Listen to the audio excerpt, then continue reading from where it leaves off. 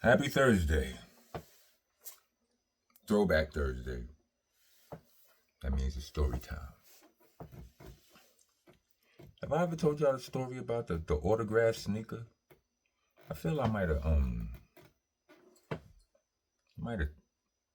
touched on it at some point, but pause protesters. Rest of y'all, welcome to the nation. Monster Nation, that is. Your tour guide. All of the rest of that. Like, comment, subscribe, hit the bell for all notifications. Send a super thanks or a cash app if you're trying to be a taxpaying citizen of the nation. Check out all the new music. Sean Lives On, the video is out. Crownsville, the video is out. Crownsville, the album is out. You know what I'm saying? Cash app link will be in the description if I didn't mention that, along with the Bandcamp link. You know what I'm saying? Because it's mixtapes there too, in case you want to overdose on rockness, right? But anyway, so I feel like I might have mentioned the autograph sneaker before, but not in its entirety. So here you go. It went down like this. Some years ago, probably the early 2000s, maybe even the late 90s, early 2000s, something like that. Boot Camp Click was touring somewhere in America. I mean, we was touring America, but we were somewhere in Middle America, if I'm guessing correctly. Someplace like Utah, maybe. Is Utah considered Middle America? It was around there somewhere. But anyway, we out there and we on stage. It was already towards the end of the show because Buckshot was performing. Now, usually, almost 90% of the times, you know what I'm saying, Buckshot is the last of the crew that we bring on stage. We usually come out in, smaller pieces, one at a time, two at a time, 2, 1, whatever. However we mix it up, we usually bring him out last. So if he's on stage, we already well into the show, right? And here we are, he doing his joints, pause, he get to I Got You Open. Now when Buckshot is out there, like, he's not like, it's not Black Moon, it's Buckshot, right? So he don't got a hype man. So usually I take on that role because I'm a dope hype man. If you ain't never seen, you understand what I'm saying? Like, if you want, you could probably, I should consider taking that up as a side job. You could hire me, hype man for hire. But anyway, I'm holding Buck down, right? Pause. And he doing I Got You Open, and I'm duck down. Dialect from the diaphragm, my man. Duck down. Say that shit. And out of nowhere, I feel somebody writing on my sneaker. Ladies and gentlemen, no one has ever written on my sneaker before. Ever. Not even me as a kid, nothing like that. Nobody's ever written on my sneaker while it was on my foot. Never. Not at all. Nah. But somehow, I knew exactly what was happening, when it was happening, before I looked at it. Like, cause I'm still in character. I never used to break character back then. You understand what I'm saying? Like, until this day, I don't break character most of the time. When boot camp is, when we all on stage, it be serious business. It ain't no time for me to be joking with the crowds, cause it's 6 other MCs that might have to rap, right? So I'm in that mode. And so I don't see him doing it. But I look down and I see this dude is, I think he he might have just finished, and he was basically just like he had turned around and was kind of high fiving his friend. Like he probably bet his friend a beer that he wouldn't do it or that he would do it or whatever. And he was a white kid, in case you were wondering. And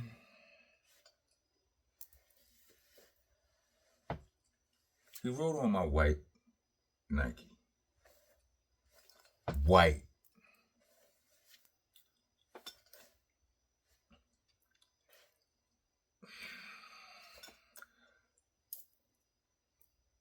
I smacked him, right? And statute of limitations. And I couldn't. I got him good, pause, but I didn't get him good because you gotta understand, being my height and you leaning off of a stage, a person that's down there on the floor, all of the what do you call it? The geometry, is that the word? All of the leverage is off. Like you can't, and to get a good one, you gotta rotate. You understand what I'm saying? And that and all of that right there, like it's. You understand what I'm saying? So I was lucky I didn't. You understand what I'm saying? Take a spill off the stage. I probably saved myself by the force in which I connect. I probably braced myself on his face, right? But anyway, the next day my arm was my forearm was it hurt. It was sore. I'm like, I damn near broke my arm trying to and he took it well. I think that was because of probably multiple his drugs, being on drugs, coupled by the fact that I wasn't in proper stance. You understand? Anyway, y'all get what I'm saying. But he took it well. He said he rubbed his face, and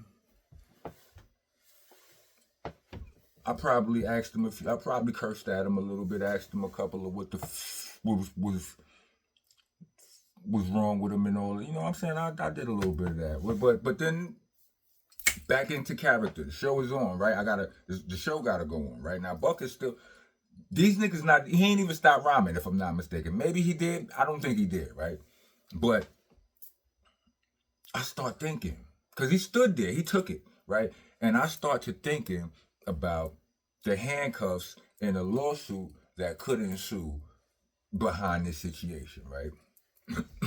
First of all, kids, I'm not condoning.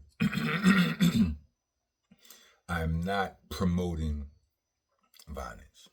You know what I'm saying? I'm not telling nobody to go out there and smack nobody. I'm not saying what I did was right. But I'm also not saying by a long shot that it's right or cool to write on a black man's white Nike. He ain't gonna like it. He won't, trust me. So, but I started thinking, okay, this could go in a direction I don't want it to go in, right? So, he's still standing there, and he's like all apologetic in the face, but it was like, okay, I did what I did. I took my slap. You understand? It's like we had a little moment. I'm like, okay, you did what you wrote on my sneaker. You took you understand what I'm saying? And we cool, right? We cool? Are we good, right? I make peace, you understand? 48 laws of power. You make a friend.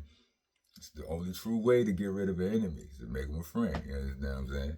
So I'm like, you good? He was like, and I give him a DAC. I go to give him 5, and I pull him on stage, right? I'm like, come up. I pull him on stage, right? He getting on stage. He jumps up and he sits on stage, right? And then he climbs up. I only remember that detail because I only mention that detail because, You know how memories ain't really photographic. Don't listen to nobody that tell you they got a photographic memory. I did the research, right? Anyway, so people remember, you know, we in the same place, people remember things different. I always remember Tech, my brother from Smith West, and I always remember Tech telling me that he thought, you know, in his hazy, probably, and, you know, possibly intoxicated memory in this smoky arena with all of the adrenaline, he said what he thought he saw. Well, he didn't say he thought he saw. Yeah, he did say, I thought you scoop smacked him on the stage. He's like, all he remembered was I smacked him and now he was sitting on the stage. Anyway, I'm gonna stop talking about smacking folks, right? But anyway, and he was on the stage. But no, I pulled him on stage, got him on. Now this, like, I'm about to turn your little incident into a good night. You know what I'm saying? You get to rock on stage with the boot camp, right? So got him on stage, right? Soon, you know what I'm saying? I give him that, you know what I'm saying? Arm around the shoulder. The second I take my arm off this nigga's shoulder, he goes, pew, he runs all over the stage. He runs to this side of the stage, runs to the back of the stage, runs to the front of the stage, next to Buckshot. Now, Buck is rhyming, and this nigga is standing there on the stage. He runs right next to Buck and is doing all kind of no rhythm having, weirdo, intoxicated, his drugs are on drugs looking dances, and this nigga pulls his pants down. I mean, he didn't moon the crowd. He still had on his boxers or whatever, right? But what I said happened. And all of this happened in a matter of seconds. So I ran and got this nigga. Grabbed him. Come here. And I walks with him. I'm just walking him off stage. I'm walking with him off stage, but not off the stage, right? Just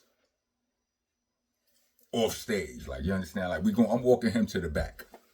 Pause, right? And I'm walking with him.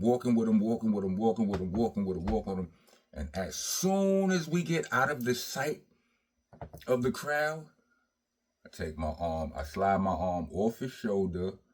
I think it was right-handed. I think I did it right-handed. I slide my arm off of his shoulder, around the back of his neck, and I slam his face into the beam. Bing! What the fuck is wrong with you, B? Are you crazy?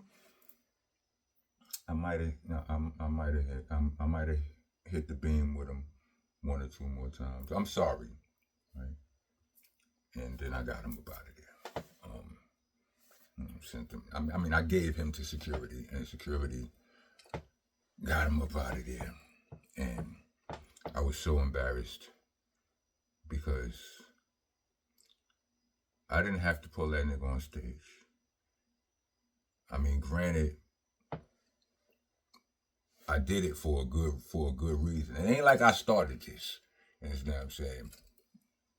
Moral of the story, don't ever write on a black man's sneaker unless you work for what's the airbrush company, unless they pay you to do it.